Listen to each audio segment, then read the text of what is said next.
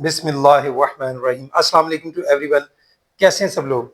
बेटा आज हम क्लास 10th फिजिक्स उसका चैप्टर नंबर 1 कंटिन्यू है, उसका लेक्चर नंबर 6 जो है उस पर हम बात करेंगे। आज का हमारा लेक्चर नंबर जो है वो 6 है और उसमें जो हमारा बेसिक टॉपिक है वो है types of mechanical waves. Types of mechanical waves. आज हमने मैकेनिकल वेव्स की, क्योंकि मैकेनिकल वेव्स की हम ऑलरेडी बात कर चुके हैं पिछले लेक्चर में, आज हम उसकी टाइप्स पर बात करेंगे। तो भाई टू टाइप्स होती हैं। कितनी टाइप्स होती हैं? टू टाइप्स होती हैं मैकेनिकल वेव्स की। एक टाइप इसकी होती है longitudinal waves.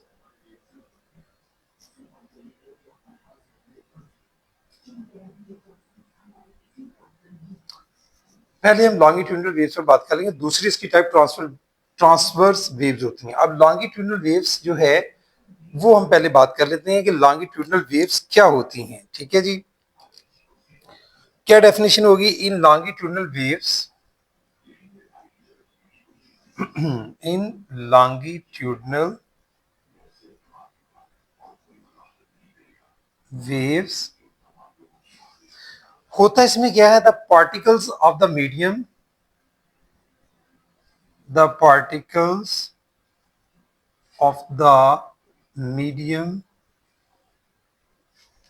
particles of the medium move back and forth, या to and fro, move back and forth in the direction of the waves।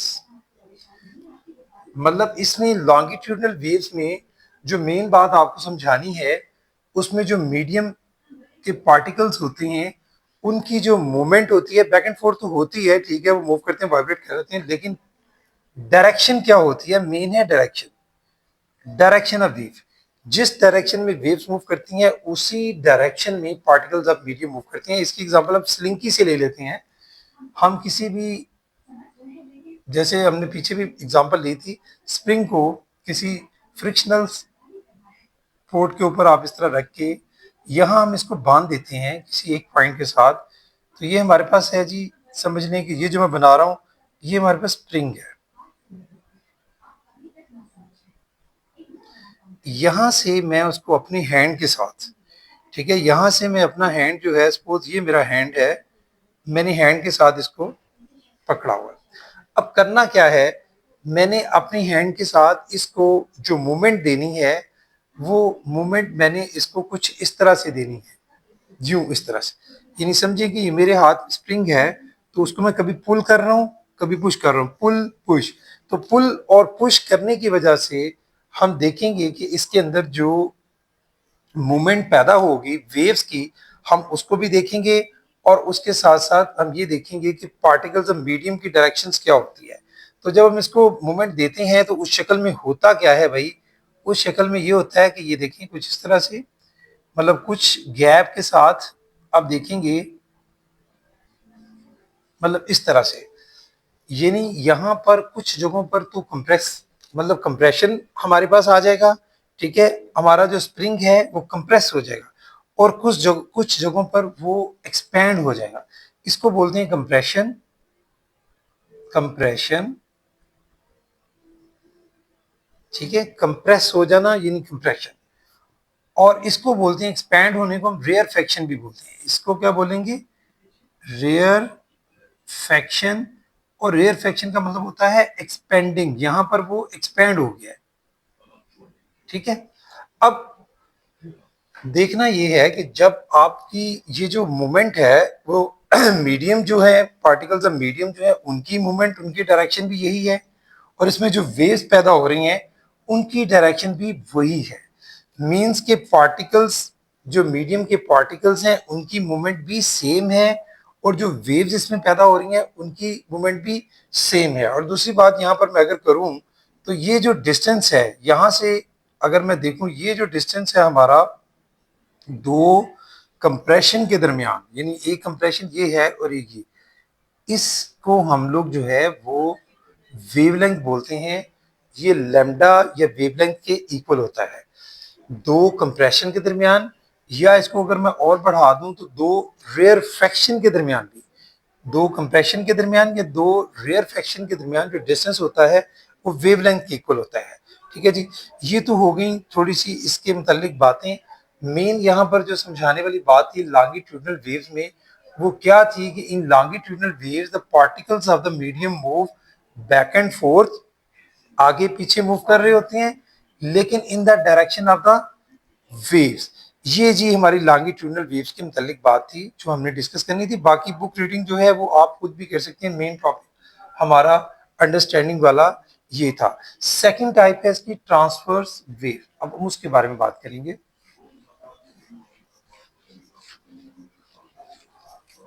Next हमारा जो टॉपिक है इसकी सेकंड टाइप है वो है जी हमारी ट्रांसवर्स वेव्स।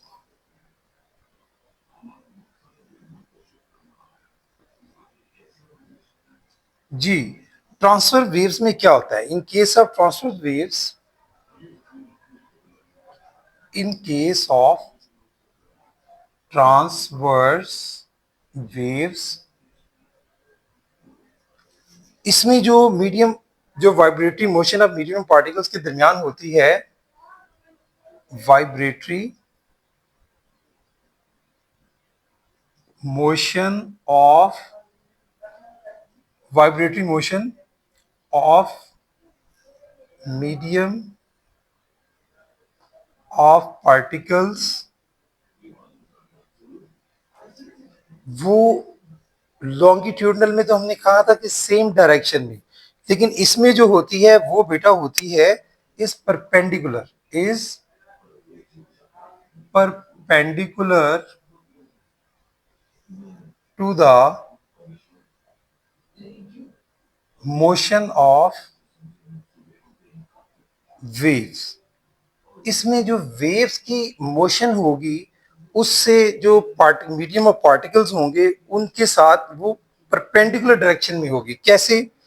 अब हमने फिर से स्प्रिंग लिया है, ठीक है, सपोज ये मेरे पास स्प्रिंग है, तो मैं स्प्रिंग की मूवमेंट जो है ये देखिएगा जरा, मैं चलिए पहले इसकी मैं आपको बना के दिखा देता हूँ, फिर उसके बाद हम उसको स्प्रिंग की शेप में बना देंगे। ये एक स्प्रिंग है, उसकी ये आप देख सकते हैं कुछ इस तरह से मूवमेंट कैसे हुई है। यहाँ पर हम जरा स्प्रिंग की शेप में इसको बना देते हैं। ये बेसिकली स्प्रिंग है और लाइक दिस।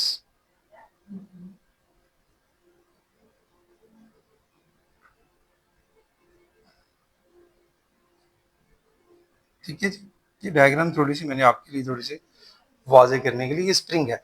इसमें भी हम लोग अपना हैंड ही यूज करते हैं। मतलब सपोज यहाँ पर हमारा हैंड है, मतलब हम इसको हैंड से हमने इसको पकड़ा हुआ है, तो हैंड से हम क्या करते हैं कि पहले हमने जो मोशन थी वो क्या थी, वो पुश एंड पुल वाली मूवमेंट थी। अब जो मूवमेंट है वो साइड वाइज होगी, ठीक है, अप एंड डाउन। आप ये जो मूवमेंट है, अब आप स्प्रिंग की मूवमेंट कुछ इस तरह से कर रहे हैं।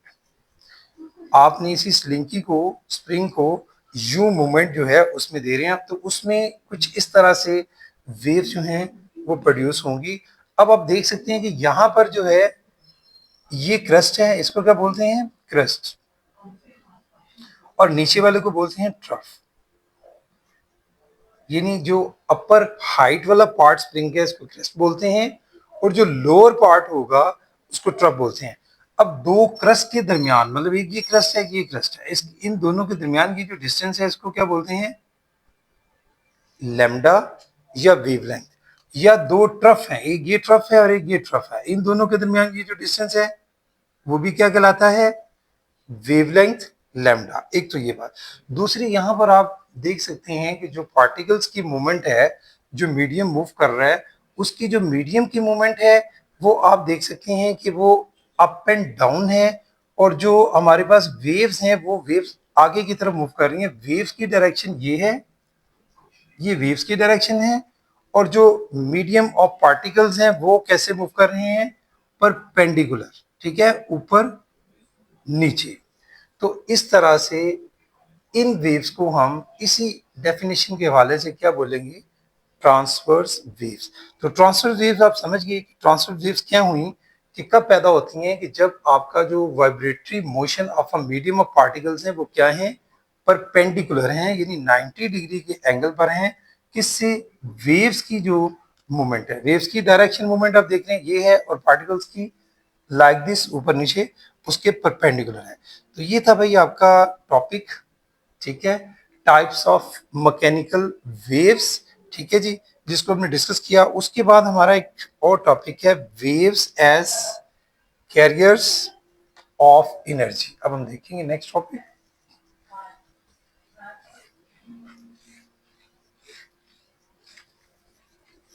जी, हम किसकी बात करने जा रहे हैं? वेव्स एज कैरियर्स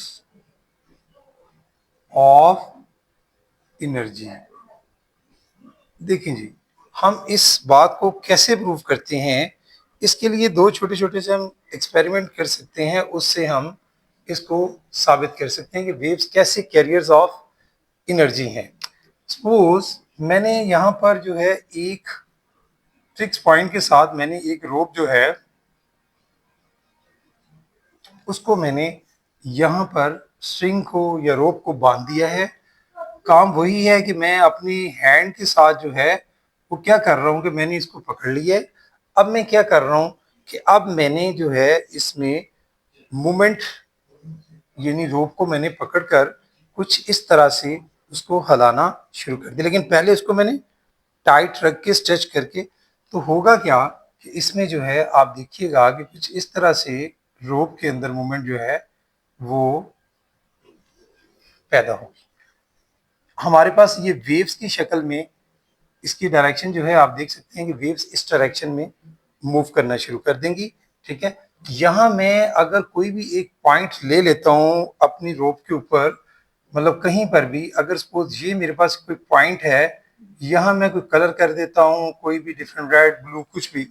अब ये जो कलर्ड पार्ट होगा रोप का, वो आप देखिएगा वेव्स तो आगे मूव कर रही हैं, लेकिन वो जो पार्ट है वो क्या करता है, वो ऊपर नीचे वाइब्रेट करेगा, वो वेव्स के साथ आगे मूव नहीं करेगा। यानी यहाँ से ये जो पार्टिकल में मूवमेंट पैदा हो गई, जो रेड कलर का मैंने यहाँ पर, अगर कोई चीज भी अटैच भी कर सकते हैं आप, छोटी सी रस्सी, या फिर आप उसको कलर पार्ट बना दें उसका, वो जो कलर पार्ट रोप का है वो ऊपर नीचे मूव कर रहा है, वाइब्रेट कर रहा है इस शक्ल में। तो यहाँ से क्या पता चला कि भाई आपने वेव्स के थ्रू, वेव्स जो है वो क्या कर रही है, एनर्जी कैरियर है। यानी ये क्यों ऊपर नीचे वाइब्रेट कर रहा है? क्योंकि एनर्जी की वजह से यहाँ उसको क्या मिली है, वेव्स की मूवमेंट की वजह से एनर्जी, और एनर्जी कैरियर कैरी करके ये बॉडी जो है वो ऊपर नीचे वाइब्रेट करता हुआ आपको दिखाई देगा। लेकिन इससे भी ज्यादा अच्छी एग्जांपल हो सकती है कि अगर आप किसी वाटर में आप छोटा सा स्टोन फेंकते हैं, सपोज ये वाटर है, टब ले लें या कोई भी जगह जहां पर सारा वाटर हो, आप उसके यहाँ पर, यानी यहाँ सारा वो वाटर है इसके अंदर, ठीक है। अब एक स्टोन जो है वो जस्ट इसमें फेंकते हैं, और यहाँ कहीं मैं एक कॉर्क जो है वो वाटर ही के अंदर, यहाँ कहीं हम एक कॉर्क जो है वो रख देते हैं, ठीक है। ये समझिए कि मैंने कोई कॉर्क जो है वो रखा हुआ है। अब क्या होगा, जब मैं स्टोन यहाँ पर फेंकूंगा, तो स्टोन के यहाँ फेंकने की वजह से इस पॉइंट पर जहां मैंने फेंका है, उसी पॉइंट पर आप देखिएगा पानी के अंदर जो है वो वेव्स प्रोड्यूस हो जाएंगी, और वो वेव्स कुछ इस तरह से प्रोड्यूस होंगे। आप चेक करके देख सकते हैं, जब कभी आप ये एक्सपेरिमेंट करेंगे तो आपको इस तरह से वेव जो है उसके अंदर दिखाई देंगी। और आप देख सकते हैं जहां हमने स्टोन को ड्रॉप किया है, फेंका है, वेव जो है उसके गिर से देखें बन रही हैं, तो वो बाहर की तरफ, आउटसाइड, जहां से फेंका वहां से वेव आउटसाइड जो है एक्सपेंड करते चले जा रही हैं बाहर की तरफ, ठीक है। अब ये तो होगी वेव्स मूव कर रही हैं, लेकिन यहाँ जो हमने कॉर्क रखा हुआ था, वेव्स की तो मूवमेंट आउटसाइड है, दोनों तरफ, इस तरफ भी है इस तरफ भी है, वेव्स मूव कर रही हैं, ठीक है जी। लेकिन आपका जो कॉर्क है वो वेव्स के साथ मूव नहीं करेगा, लेकिन कॉर्क आपका अपनी ही पोजीशन में वो अप एंड डाउन वाइब्रेट करना शुरू कर देगा। सपोज ये इसकी मेन पोजीशन अगर है, ये वाली जहां कॉर्क था ये इसकी ओ कह देते हैं मेन पोजीशन है, तो पॉइंट ए और बी के गिर जो है वो यूं वाइब्रेट करना शुरू कर देता है कॉर्क। जब तक उसमें वेव जो हैं वो आगे मुंतकिल हो रही होती हैं। यहाँ से स्टोन फेंका, यहाँ से वेव जो है वो एक्सपेंड करते हुए बाहर की तरफ जा रही हैं, आउटसाइड मतलब क्लोज टू द कॉर्नर। अगर टब में पानी लिया हुआ है तो उसके कॉर्नर की तरफ जा रही हैं, अगर खुला जिसमें भी आप लेती हैं तो वेव्स तो मूव कर रही हैं, लेकिन वेव्स की डायरेक्शन में आपका कॉर्क मूव नहीं कर रहा होता। कॉर्क क्या कर रहा होता है, वो अपनी ही जगह पर वहीं पर ही वो ऊपर नीचे वाइब्रेट करता है, उसकी वाइब्रेशन जो है वो परपेंडिकुलर।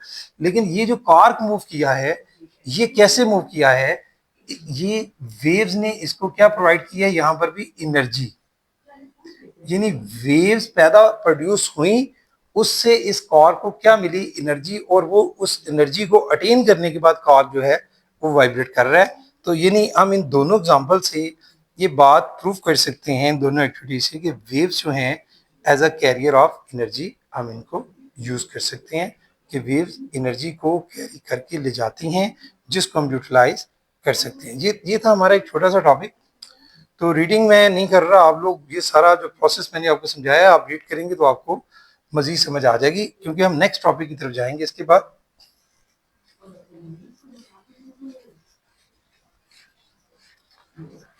नेक्स्ट हमारा एक टॉपिक है, ये है जी relation between velocity, relation between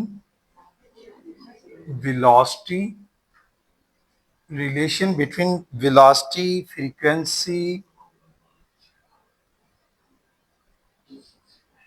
frequency and wavelength.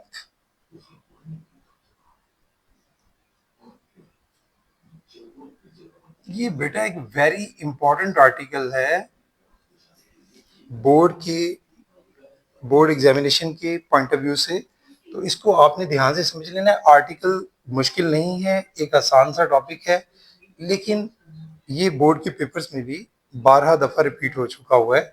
ठीक है, तो हमने कैसे फाइंड आउट करना है रिलेशन किस किस के दरमियान। देखिए चीजें हमारे पास क्या है, वेलोसिटी है यानी v, फ्रीक्वेंसी है हमारे पास f, एंड वेवलेंथ लैम्डा। ये वो तीन चीजें हैं जिसके दरमियान में हमने एक रिलेशन जो है वो फाइंड आउट करना है। तो इसके लिए सबसे पहले हम बात कर लेंगे कि एज वी नो डैट,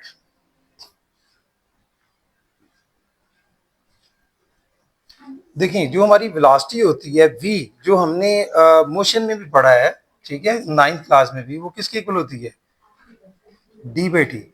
यानी जो आपका डिस्टेंस होता है उसको अगर आप टाइम पे डिवाइड कर दें या डिस्प्लेसमेंट को, तो बात एक ही है, तो वो आपकी किसके इक्वल होती है, वेलोसिटी के। यानी वेलोसिटी आपकी इक्वल है डिस्टेंस या displacement divided by time T.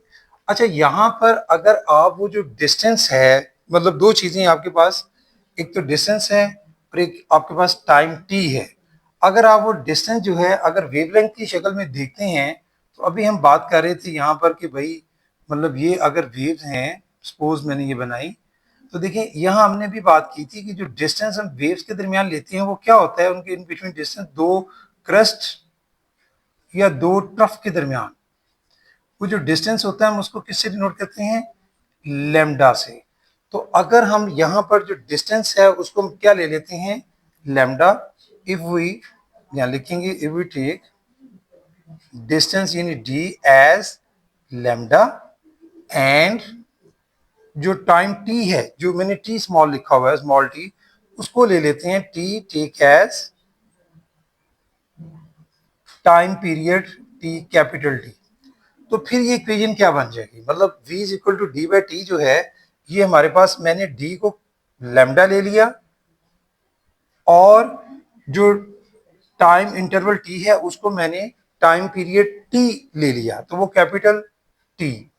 अब आपने पीछे भी पढ़ा है फ्रीक्वेंसी का और टाइम पीरियड का जो आपस में रिलेशन क्या होता है, वो एक दूसरे के रेसिप्रोकल होते हैं, ये भी हम जानते हैं एज वी नो डैट कि कैपिटल T जो है वो किसके इक्वल होता है, 1/f के। तो अगर मैं इसी इक्वेशन में कैपिटल T की वैल्यू 1/f पुट करता हूँ, ठीक है, इसको किस में पुट कर रहे हैं, इसका नाम अगर आप रख दें इक्वेशन 1, तो इसको किस में पुट कर दिया, पुट इन इक्वेशन 1, ठीक हो गया। तो देखिए जी हमारे पास फिर v किसके इक्वल आ जाएगा, v is equal to lambda divided by 1/f। अब देखिए ये जो 1/f क्या हो रहा है, ये डिवाइड हो रहा है, ठीक है जी, 1/f लैम्डा के साथ। तो मैं इसको थोड़ा सा यूं भी लिख सकता हूं फिर, v is equal to lambda multiply by f by 1, ठीक है। 1/f मीन f बाय 1 में मैं इसको ये डिवाइड हो रहा है ना, मल्टीप्लाई में कन्वर्ट करेंगे तो मल्टीप्लाई में जब डिवाइड को मल्टीप्लाई उसका रेसिप्रोकल होता है, ठीक है ना। तो ये लैम्डा डिवाइडेड बाय 1/f मतलब lambda multiply by f for 1, इसको आप आपस में मल्टीप्लाई कर लें तो हमारे पास नेट यहाँ पर क्या आ जाता है कि v is equal to f lambda. थोड़ा सा तरतीब से भी लिख लें तो ये है वो रिलेशन जो हम लोग डिफरेंट न्यूमेरिकल्स में भी यूज करेंगे, और वैसे भी ये जो रिलेशन मैंने आपके साथ डिस्कस किया है, ये रिलेशन जो है आपका वैसे भी पूछा जाता है, ठीक है जी। अभी एक छोटी सी एग्जांपल है इसी से रिलेटेड 10.2, वो भी हम डिस्कस कर लेते हैं, वो इसी रिलेशन से रिलेटेड है जो अभी हमने रिलेशन बनाया है, ठीक है। तो एग्जांपल देख लेते हैं जी, छोटी सी एग्जांपल है।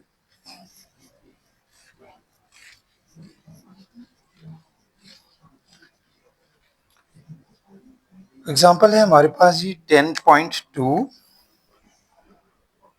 Example number 10.2। देखें उसमें डेटा सबसे पहले बनाते हैं हमेशा, ये जितने भी आपके पास न्यूमेरिकल्स एग्जाम्पल की शक्ल में होते हैं या वैसे भी, सबसे पहले डेटा को ध्यान से रीड आउट करके बनाना होता है। अब wave moves on a slinky with frequency, हमें फ्रीक्वेंसी गिवन है भाई, लिखेंगे फ्रीक्वेंसी, एफ से डिनोट करते हैं, कितनी फ्रीक्वेंसी हमें गिवन है, इसका यूनिट होता है हर्ट्स, यानी 4 हर्ट्स। वेवलेंथ दिया गया है हमें 0.4 मीटर। इसके बाद यहाँ लिख रहे हैं जी वेवलेंथ किससे डिनोट करती हैं, लैम्डा से, और वो कितना है 0.4 मीटर। देन हमें क्या है जी, what is the speed of the wave, आपने स्पीड फाइंड आउट करनी है वेव की जी, स्पीड ऑफ द वेव यानी v आपने फाइंड आउट करना है। तो अभी हमने ये रिलेशन जो पीछे प्रूव किया है जिसको, उसी को हम अप्लाई करेंगे यहाँ पर सॉल्यूशन में। We know that v is equal to f lambda, ये अभी हमने प्रूव किया। जस्ट आपने f भी है आपके पास, लैम्डा की वैल्यूज पुट करें, कैलकुलेटर यूज करें, आंसर निकालें बाय पुटिंग वैल्यूज। तो भाई हमारे पास ये आ जाएगी, f की वैल्यू कितनी है 4 हर्ट्ज, इसको मल्टीप्लाई किया आपने लैम्डा की, लैम्डा कितना है 0.4 मीटर। तो ले भाई इसको आप मल्टीप्लाई कर लें 4 को 0.4 के साथ, तो हमारे पास क्या आंसर आता है 4 मल्टीप्लाई बाय 0.4, 16 हमारे पास जो है, सॉरी 1.6, हमारे पास जो आंसर आता है वो है 1.6। ये हमारे पास v की वैल्यू है। अब v का यूनिट आपको पता है कि क्या होता है, इसका यूनिट होता है मीटर पर सेकंड। अब आप सोच रहे होंगे कि यहाँ हर्ट्ज से आप मीटर पर सेकंड में कैसे कन्वर्ट करेंगे। याद रखें कि हर्ट्ज जो होता है वो इक्वल किसके होता है 1/s के, किसके इक्वल होता है 1/s के, यानी number of vibrations over T. आपने पीछे देखा था नंबर जो होता है उसका कोई यूनिट नहीं होता, लेकिन डिवाइडेड बाय टी जो फ्रीक्वेंसी की डेफिनेशन होती है, आपने लास्ट टाइम मैंने आपको बताई थी कि number of vibration in 1 second या इन यूनिट टाइम, तो उससे हार्ट जो है 1/s, और इसको हम यूं लिख सकते हैं फिर s टू रेज पावर -1। तो मीन्स कि ये हार्ट्स बेसिकली क्या है s टू रेज पावर -1। तो मैं इसको कंबाइन करके लिख सकता हूँ फिर मीटर पर सेकंड। तो भाई ये तरीका होता है, अगर आप यूनिट को साथ लिखते हैं तो फिर आपको पता होना चाहिए कि दो जो यूनिट है उसको कंबाइन कैसे करके जिसका आप जो वैल्यू फाइंड आउट कर रहे हैं उसका यूनिट कैसे एग्जैक्टली बनेगा। तो ये था भाई आज के लिए, यही आपका टॉपिक था आज, आखिरी टॉपिक आज के लेक्चर में। तो यहीं तक हमने करना था। तो आप लोग जो है बाकी इसकी प्रैक्टिस खुद अपने हाथों से भी करेंगे, टॉपिक को अंडरस्टैंड करेंगे, रीड भी करेंगे बुक में से चीज़ों को, तो इंशाल्लाह आप और अच्छे से समझ सकेंगे। Thank you very much. अस्सलाम वालेकुम।